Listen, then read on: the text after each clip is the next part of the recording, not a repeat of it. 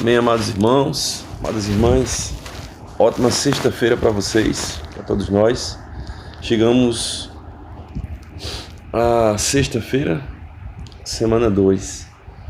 Versículo do orar ler, 1 Tessalonicenses 2,7, diz assim: embora pudéssemos, como enviados de Cristo, exigir de vós a vossa manutenção, todavia nos tornamos carinhosos entre vós, qual ama que acaricia os próprios filhos. Título: um viver impactante e inspirador.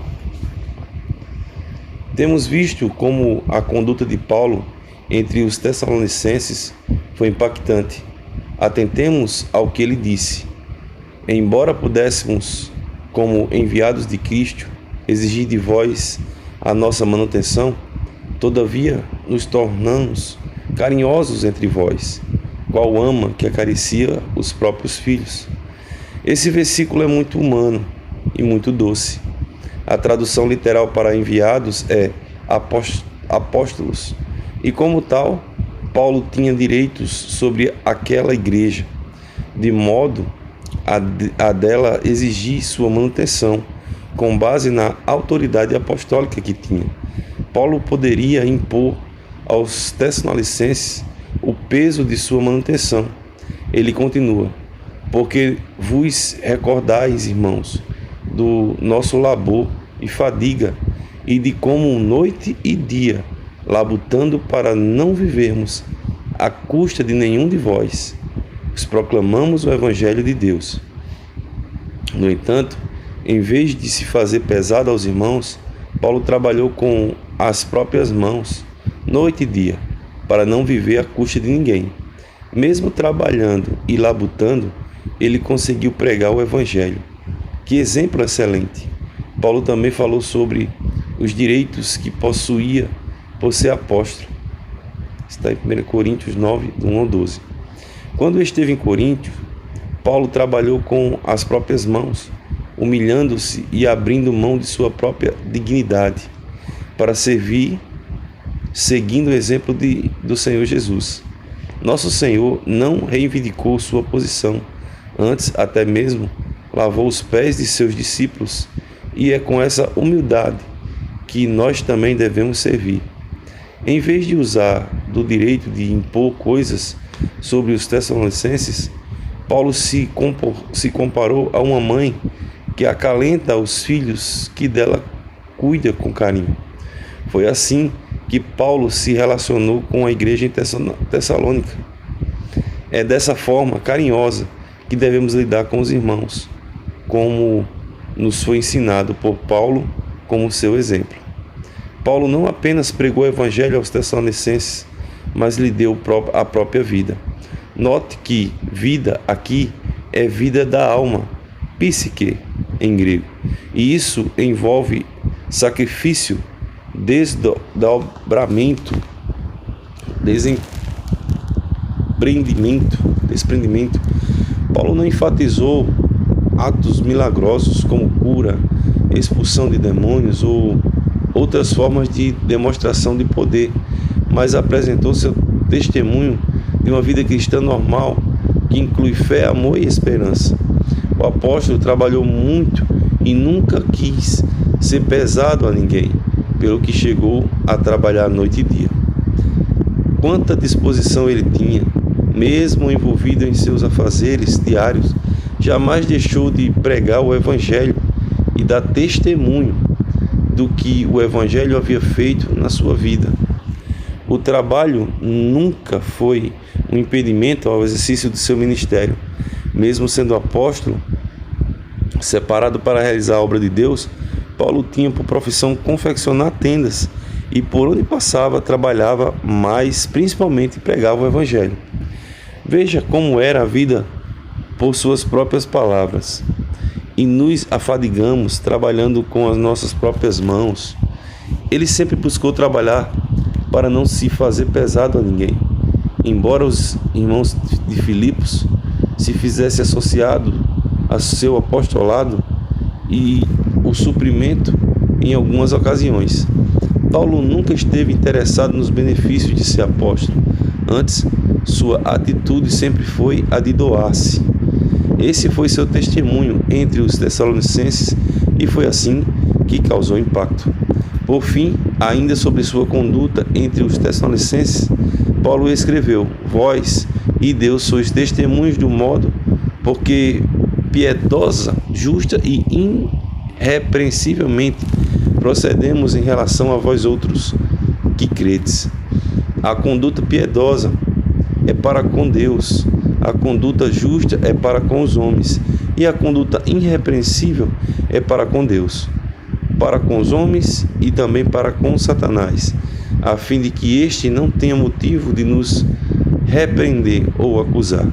No início do versículo 11, ele reforça: E sabeis ainda de que maneira a conduta do apóstolo Paulo deve inspirar-nos a buscar o mesmo tipo de viver piedoso, justo e irrepreensível.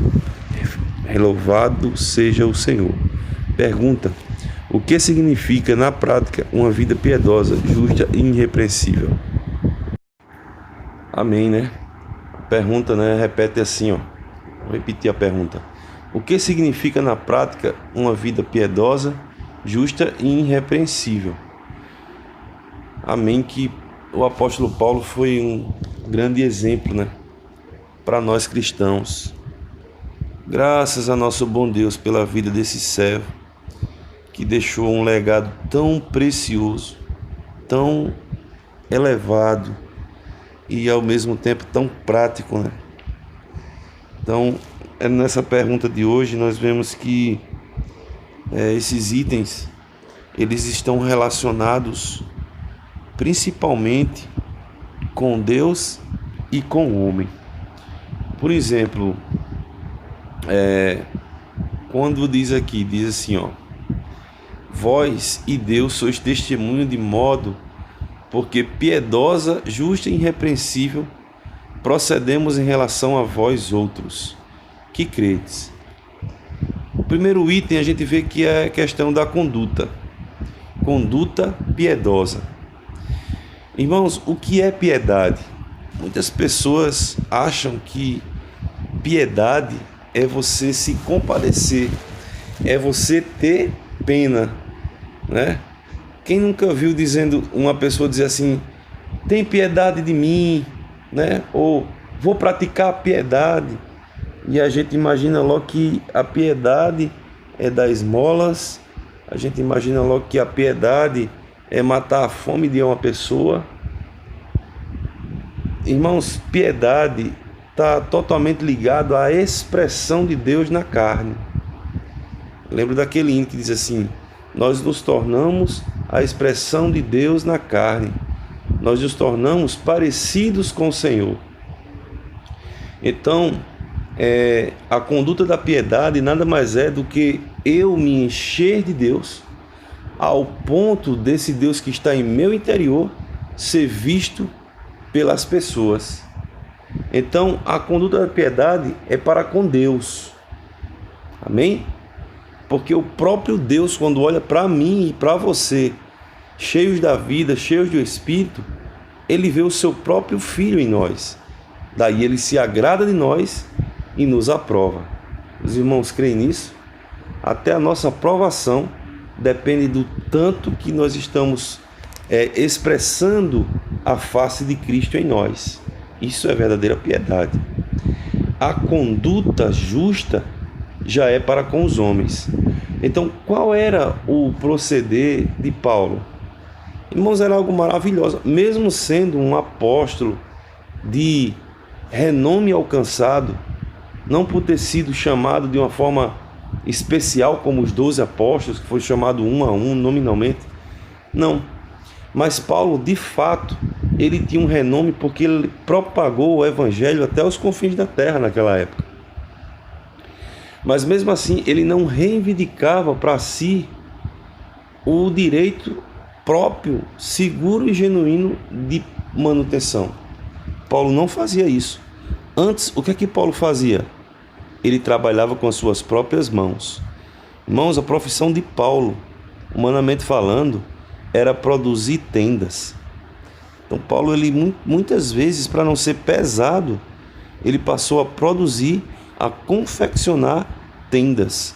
Paulo, ele além de confeccionar, provavelmente também ele era vendedor, porque se ele confeccionava, certamente era para venda.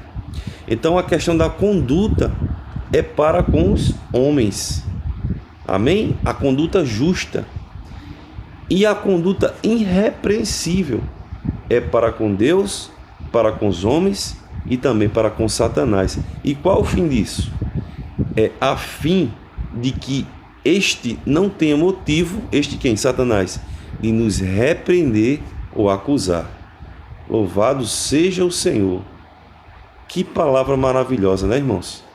Senhor Jesus, que essa palavra sirva para pavimentar toda a nossa sexta-feira e que de fato nós possamos ter uma vida piedosa, justa e irrepreensível. Louvado seja o nome do Senhor Jesus Cristo.